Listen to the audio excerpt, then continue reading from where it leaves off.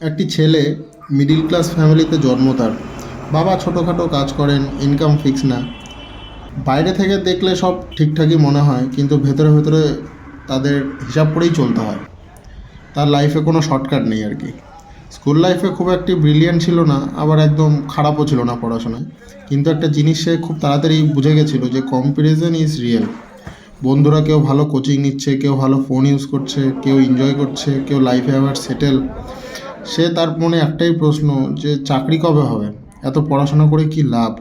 বন্ধুরা একে একে সেটেল হচ্ছে, সোশ্যাল মিডিয়ায় হ্যাপি। সে প্রতিদিন প্রাইভেট কোম্পানিতে নিজের সিভি পাঠাচ্ছে, ইন্টারভিউ দিচ্ছে, আর বারবার রিজেক্ট হয়ে যাচ্ছে।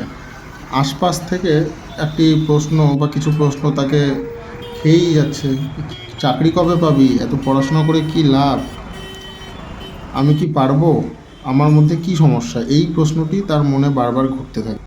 শেষে একটা ছোট চাকরি পায়, স্যালারি কম, কাজের চাপ বেশি, প্রতিদিন ভিড় ট্রেনে যাতায়াত, অফিসের টার্গেট, বসের বকুনি, সব মিলিয়ে ক্লান্তিকর জীবন।